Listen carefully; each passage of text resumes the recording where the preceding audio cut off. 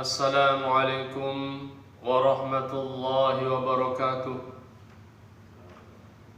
Alhamdulillahi rabbil alamin. Wa bihi nasta'inu ala umuri dunya waddin. Assalatu wassalamu ala ashrafil anbiya'i wal mursalin wa ala alihi wa sahbihi wa man tabi'ahum bi ihsanin ila yaumiddin. Hadirin wal hadirat, jemaah yang dimuliakan oleh Allah Subhanahu wa taala, kembali pada kesempatan ini kita bersama-sama bersyukur kepada Allah Subhanahu wa taala yang telah memberikan kita nikmat sehingga kita semua dapat menikmati, dapat menjalankan ibadah-ibadah yang diwajibkan kepada kita oleh Allah Subhanahu wa taala. Salawat dan salam kepada Rasulullah sallallahu alaihi wasallam. Semoga kita semua mendapatkan syafaatnya, mendapatkan syafaat dari Rasulullah sallallahu alaihi wasallam, yang mana di hari kemudian kelak ada orang-orang yang ada orang-orang yang diberikan minuman, akan tetapi ketika para umatnya datang, mereka dihalau oleh malaikat. Ketika mereka mau minum telaga dari Rasulullah SAW, mereka dihalau. Lalu Rasulullah SAW bertanya, siapakah mereka? Mereka adalah umat. Tapi malaikat mengatakan, wahai Muhammad, engkau tidak mengetahui apa yang dilakukan mereka setelah engkau meninggal dunia. Oleh karena itu perlunya, hadirin yang mulia, perlunya kita melaksanakan perintah Rasulullah SAW. Perintah Rasulullah SAW berdasarkan Al-Quran dan Sunnah ala fahmi as-salafis soleh, atas pemahaman salaf soleh. Jadi kita mengerjakan ketaatan itu atas pemahaman mereka sahabat-sahabat. Ini Al-Quran dipahami oleh para sahabat, mereka yang lebih paham tentang agama ini. Ya, oleh karena itu dalam sebuah riwayat dijelaskan, ittabi'u man qad mat. Ikutilah oleh kalian orang-orang yang telah meninggal dunia dalam hal ini. Karena mereka jauh dari fitnah. Para sahabat jauh. Jadi kita berbuat itu atas pemahaman dari para salaf-salaf, para sahabat. Dan apa yang dilakukan oleh sahabat radhiyallahu anhum ajma'in itu dikatakan bukan hal yang baru. Jadi termasuk juga sunnah. Ya, karena Rasulullah SAW bersabda, ikutilah sunnahku dan sunnah khulafa ar-rasyidin min ba'di. Jadi pada hakikatnya sedikit yang kita lakukan, amal yang sedikit tapi jauh, tapi dia amal tersebut sesuai dengan sunnah Rasulullah SAW, maka itu lebih baik daripada banyak tapi tidak dicontohkan oleh Rasulullah SAW.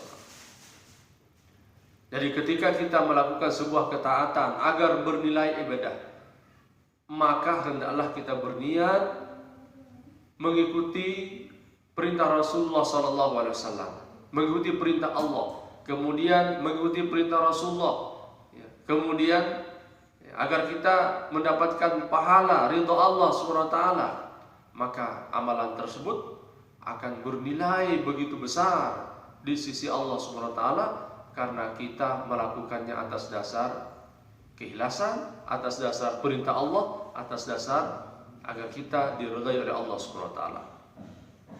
Terlebih lagi di bulan yang mulia ini, mari kita belajar, membaca Al-Quran dan sebagainya, karena Al-Quran ini adalah satu-satunya berita yang sangat luar biasa. Mulai dari 1000 tahun yang akan datang dan 1000 tahun yang telah lalu ada dalam Al-Quran. Mungkin kalau hanya koran, kita akan mencari mana koran yang baru. Selalu mencari berita terbaru, berita terkini. Tapi kalau Al-Quran tidak. Senantiasa kita mencari dan semakin digali semakin kita merasakan sebuah kenikmatan. Nah, sekarang ini adalah kesempatan. Ya, apalagi masa-masa ini, masa-masa musibah, boleh dikatakan ini sebuah musibah, corona, kita tetap di rumah, kita berada di rumah. Ini adalah kesempatan untuk kita mengambil bagian daripada agama ini. Dengan cara apa? Dengan cara kita belajar di rumah, membaca Al-Quran di rumah, dan sebagainya, dan kebaikan-kebaikan yang lain. Ya, karena subhanallah, Al-Quran ini adalah petunjuk, hudan, syifa, dia adalah obat. Ya, makanya kalau ada orang sakit, kita bacakan Al-Quran. Ya, kalau ada orang yang tidak sakit pun, kita bacakan Al-Quran. Jadi Al-Quran ini adalah syifa, penyembuh dengan izin Allah Subhanahu wa Ta'ala. Dia adalah obat.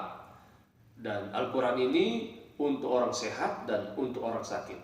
Jadi Al-Quran ini adalah untuk orang yang sakit ingin sehat, dan untuk orang yang sehat agar semakin sehat. Jadi inilah ya Al-Quran. Jadi semuanya, mulai dari anak-anak. Jadi jangan kita takut. Jangan kita takut begitu kita mau dibacakan Al-Quran, sebagian takut. Jadi yang takut itu sebenarnya syaitan. Jadi kalau ada yang dibacakan Al-Quran mau dia berteriak-teriak, maka itu adalah syaitan di dalamnya. Kalau orang yang beriman, yang benar, ketika mau dibacakan Al-Quran dia senang. Dia merasa bersyukur. Kenapa? Karena dapat menenangkan hatinya. Tapi kalau ada orang yang lain dalam hatinya, lain dalam jiwanya, ada sesuatu dan dari hal yang mengganggunya, baru mau dipanggilkan, baru mau dicari orang yang mau bacakan Al-Quran itu, dia sudah marah-marah. Apalagi dibacakan Al-Quran, dia berteriak-teriak. Oh, berarti ini ada setan di dalamnya, ada jin di dalamnya. Kalau orang seperti ini, kalau orang yang beriman yang sebenarnya begitu tadi, dibacakan Al-Quran, dia merasakan kesejukan dalam hatinya. Ya, bahkan wajilat qulubuhum, betul-betul hatinya menjadi sangat sedih, sangat gembira, bahkan menjadi obat bagi dirinya. Kalau dia galau dan sebagainya, dia berudu, kemudian dia membaca Al-Quran, ini adalah sebagai obat. Jadi dia adalah solusi sebenarnya, bukan nanti terakhir. Ya, jadi sebagian orang nanti fase terakhir daripada pengobatannya baru dia cari Al-Quran.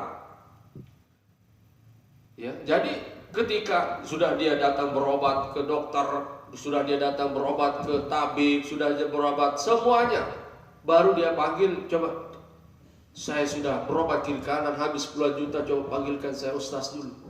Subhanallah. Sebenarnya yang pertama yang harus dia panggil adalah ustaz yang membacakan kepadanya Al-Quran.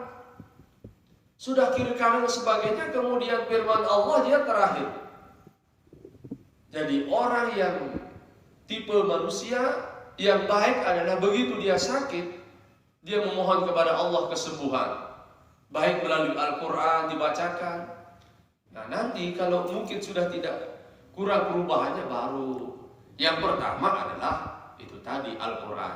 Jadi Al-Quran kita jadikan sebagai obat. Karena Al-Quran ini adalah kalamullah. Dia tidak sembarang. Dan sembarang, makanya Ibnu Qayyim mengatakan salah satu ciri orang yang meninggalkan Al-Quran adalah meninggalkan berobat dengan Al-Quran, atau tidak mau berobat dengan Al-Quran, atau dia menjadikan solusi terakhir dari Al-Quran itu. Nah, ini yang perlu kita camkan baik-baik, waspadai baik-baik, agar ketika kita sakit, mari kita jadikan Al-Quran sebagai obat yang pertama. Kemudian kita baca, kita ikhtiar dengan obat-obat yang lain. Minimal kita bacakan surah Al-Fatihah, Al-Ikhlas, Al-Falaq pada diri kita. Yang penting, yang pertama dulu kita ambil adalah Al-Quran.